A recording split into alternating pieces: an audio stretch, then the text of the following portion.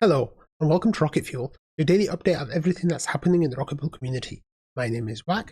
Today is June 21st, and we're going to update about some issues after Houston. We're going to talk about, we've got instructions on how to set your voting delegate in this new voting environment. We're going to be talking about tokenomics, and we're going to be hyping up some ETF news. So let's get started. 10, 9, ignition sequence start, 6. So we're going to start here with this post from Langers about an issue with Houston. So Langers says, hey everyone, we've discovered an issue with the latest Houston smart contracts that affect people with pre-Atlas 16 ETH mini pools. Funds are safe, but please read below for the impact.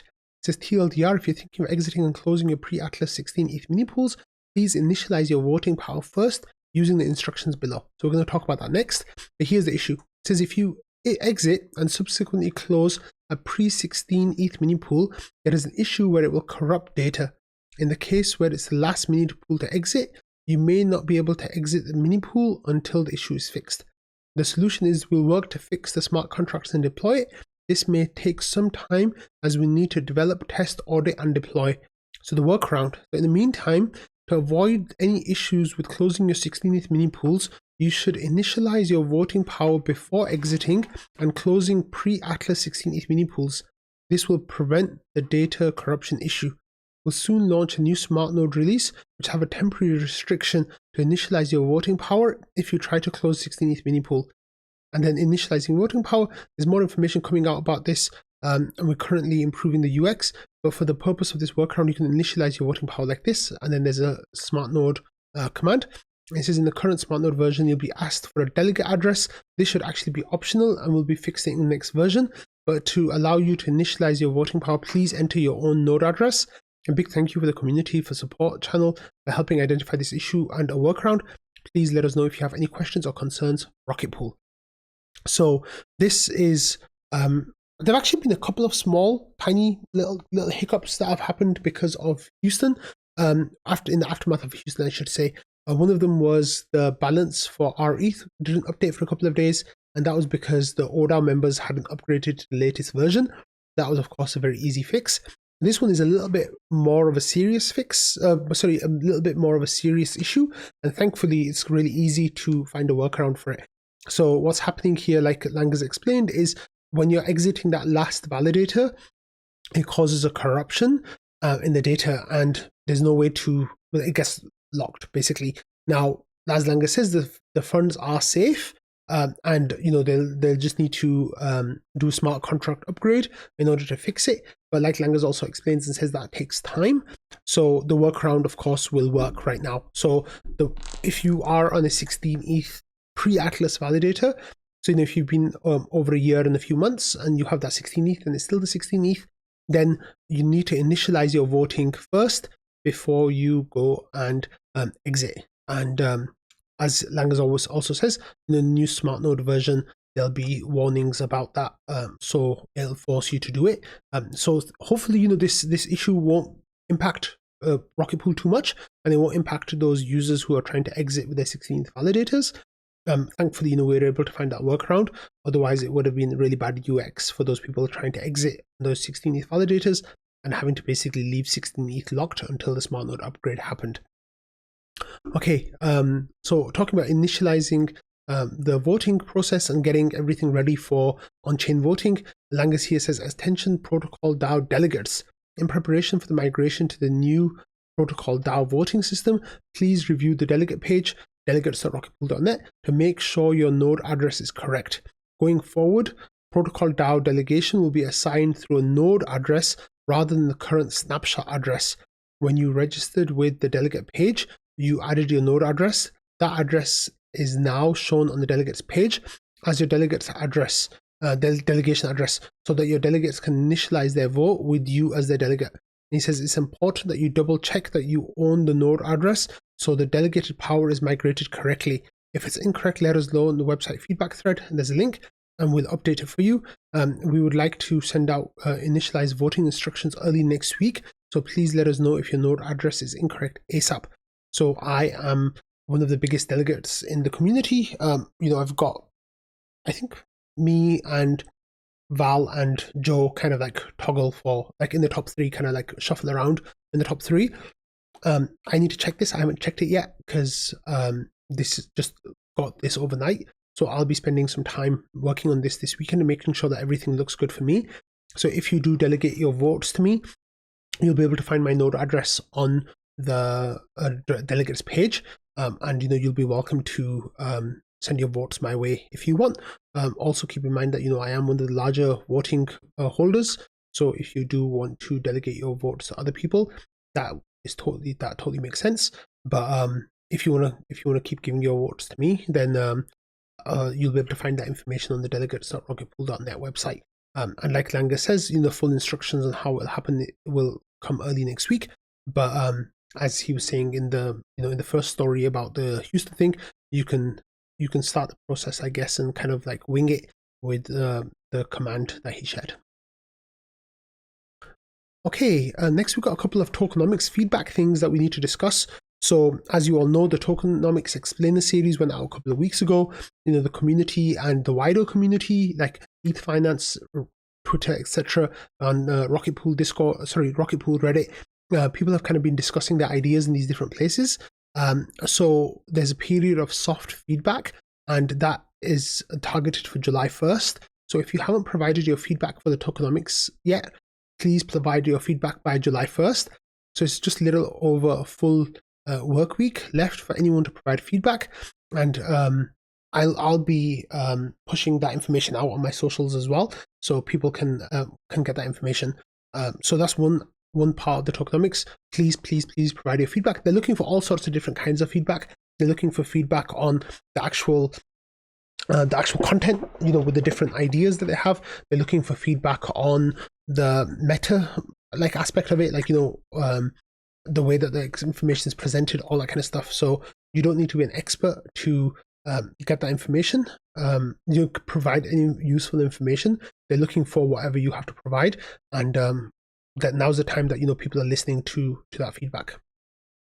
And then here we are looking that we'll have a Q&A show where we'll gather community questions about the tokenomics, and it looks like Val and Samus will come on a special episode of Rocket Fuel where they'll answer community questions about this. So I am going to start a thread, most likely, on the Discord, and then on Twitter I'll seek out questions, and also on Reddit, on ETH Finance and on the Rocket Pool channel as well.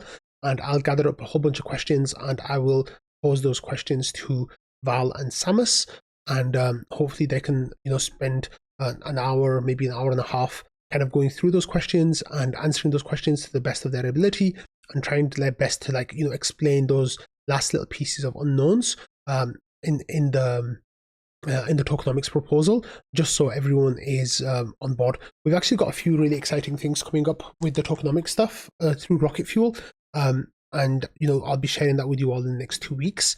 The special content going out basically about explaining the tokenomics and kind of some discussions about it, and some really cool stuff. And of course, all of this is in relation to the stuff that's happening in governance, so definitely engage with those ideas. But if you have questions, send them my way. I'm already starting to collect them, and then we can of course talk about all of that on the show, which will be really exciting. Okay, if you are a Rocket Pool node operator and if you have some extra server capacity, Mentor here has an announcement coming out of the Rocketeer Discord dealing with Tor. Now, for those of you who don't know, Tor is a web-based internet traffic obfuscation system, like kind of a VPN, but I think a bit more detailed than that. The Tor browser, of course, is really famous for being anonymous web browsing. And here Mentor says, if you have extra server capacity and a craving for some extra rETH, we're officially streaming daily rETH to Onion DAO Tor exit node runners. So what they're asking you to do is, if you have the capacity, you can run an exit node for Tor on your node, and you will, or your server really, and you'll earn rETH for that. So that's a really nice opportunity for you. So if you're on the fence about running it, come to the Onion DAO to talk about it, and they have lots of information that they answer about Tor browser and using Tor. After that, they have an endowment that they got on Arbitrum where you can see how much they have. And then there's a 0x splits contract, which will be paying people out. And then, of course, in the Rocketeer Discord, there's an Onion DAO channel where you can go and ask questions as well if you want. So if you are all interested in, helping Tor like work, then provide these services and you'll get paid for it in rETH, which is pretty cool. Okay, moving on to some staking news now. We've got some stuff coming out of NodeSet. It's actually a really exciting time for NodeSet as they're going live. So here, Wanda has an announcement saying, we're excited to announce the version 1.0 release of Hyperdrive, which includes support for Stakewise on mainnet with Gravitar and NodeSet Vault. Thank you for all who have participated in beta testing thus far. We greatly appreciate your engagement and constructive feedback. And then they're saying that all node operators update your Hyperdrive clients immediately to version 1 and begin generating and uploading your keys for mainnet. We'll upload the initial set of keys to Stakewise soon, so please set up your node as soon as possible. It says note that you must have participated in the Haleshki testing vault in order to upload mainnet keys. If you haven't done that yet, it's long past time to get going.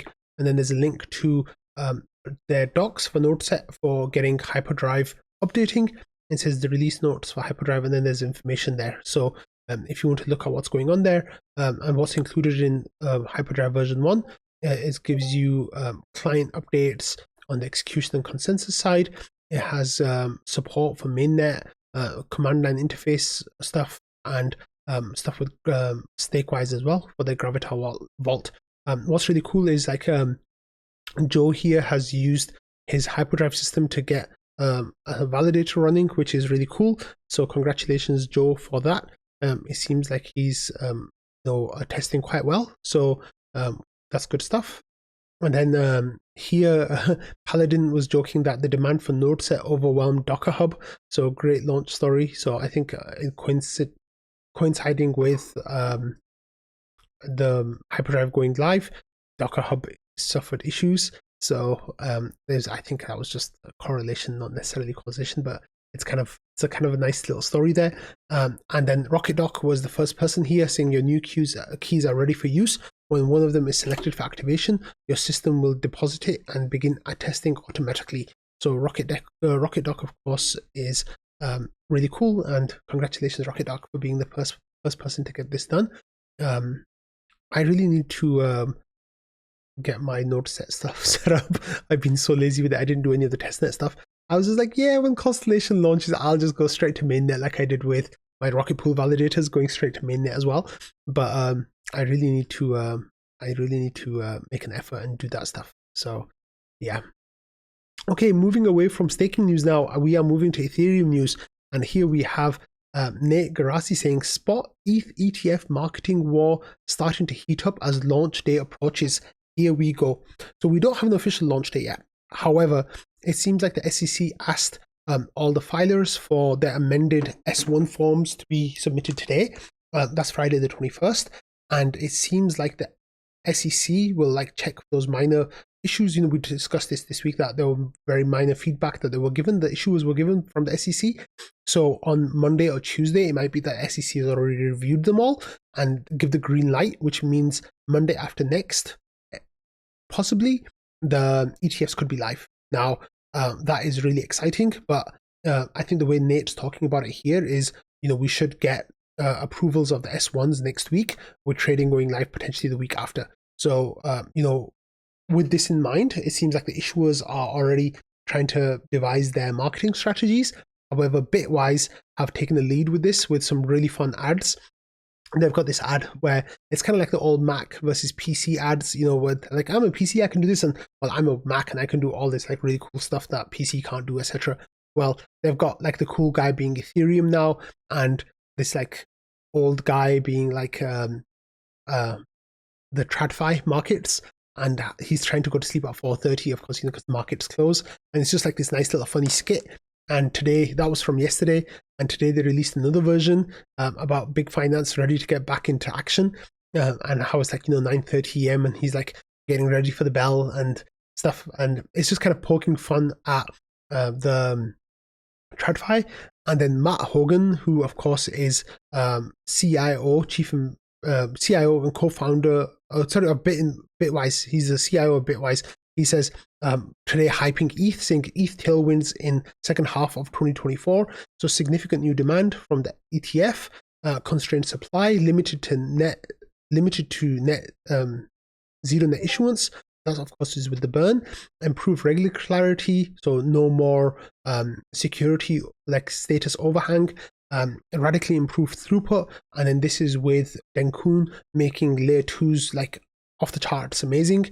And then he says as well that the UX improvement has gone up as well, like that's with Base and the Coinbase Smart Wallet. Radically institutional adoption, so firms like BlackRock are already starting their funds on Ethereum. Classic cycle timing, so it's really getting ready for a move into altcoins in the next potentially few months, with the SEC doing their first rate cut and heading towards economically looser policy, macro conditions with the Fed rate cuts, and then election, and that is linked to it seems like the market has kind of said if Donald Trump wins, then crypto is going to boom. So that is definitely something to pay attention to as well. But here, Matt is saying that, ETH is going to be the beneficiary of this. He has been on a huge campaign to hype ETH recently. And of course, that makes sense because he's about to start selling an ETH product. But we're going to start seeing a whole lot more of this coming from all the ETF issuers with ETH, and they're going to be hyping the shit out of it. So, Bitcoin price went from 40,000 on ETF launch to up to 75,000. That's, let's just say, 100% increase.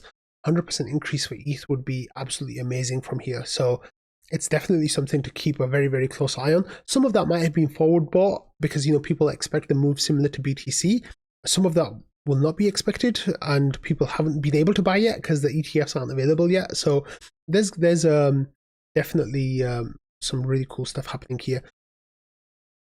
And just how there's really exciting stuff happening on the macro side, well, on the Ethereum side, this is what Matt meant by layer 2s. People are sleeping on it. Layer 2s are absolutely incredible right now.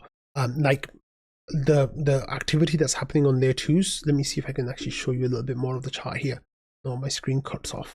Sorry about that. My face is in the way. Actually, now you can see it. So according to L2B, the layer 2s have a scaling factor of 20 times Ethereum.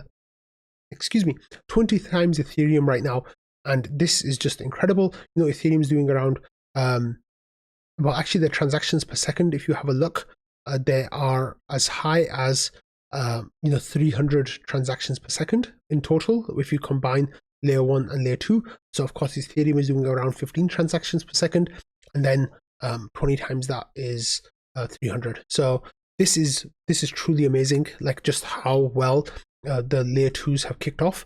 And people might say, that's because of the ZK Sync airdrop, and that was being claimed on ZK last week, and then a whole lot of people were using Arbitrum to claim the layer 0 airdrop, and blah blah blah, making kind of trying to explain it away. But the fact of the matter is that L2s are doing this really, really cool stuff right now, and adoption is growing, and it's really cool. Now over here we have some information about which ones are doing what, and Zai here, as far as I know, this is actually a layer 3 on Arbitrum. Yeah, it's got layer 3 next to it. Rollups only. Let's have a look at rollups only. And even here, with rollups only, we're approaching all-time highs of 10 times scaling factor, with Arbitrum going at 41 transactions per second, Base doing 39 transactions per second. So there's a whole lot of activity going on over here, which is really fantastic to see. So once you look at rollups only, then that's 10 times. And if you factor in the L3s on there as well that are built on top of Arbitrum and Optimism, etc., then they're doing another 10x, so 20x in total. So this is fantastic. And with all the activity, of course, and demand for L2s, we actually have started seeing a L2 fee market now for blobs emerging, and in the last 7 days, the blobs have burned 251 ETH, which has brought $1 million of fees to Ethereum, which is, of course, really, really great to see. I think we're going to start seeing those blob price discovery, gas market discovery, starting to happen more frequently, and they're going to be burning more and more ETH. Mainnet, of course, is really cheap to use as well right now, and that is at around 8 Gwei. If you have a look, over the last 30 days, ETH has actually been inflationary because we are issuing more than we're burning, about by about 0.5% a year. So 75,000 ETH has been issued, 33,000 ETH has been burned. So we're burning around half of it, just under half of it. But if you look at it since the merge, then we've still got a long way to go before ETH becomes inflationary overall. That's why, a lot of people think that the merge day was, well, not the merge day, like a tiny bit after the merge day was when the ETH supply peaked. If you get a ETH layer 1 bull market happening in fees, then you'll burn so much in a matter of days that issuance would take weeks to issue that much. So that's going to be really exciting to see. On that note, I'm going to end today's episode. So thank you all for watching, listening, and being part of the Rocket Fuel community. I hope you all have a lovely weekend ahead, and I'll see you on Monday. Bye.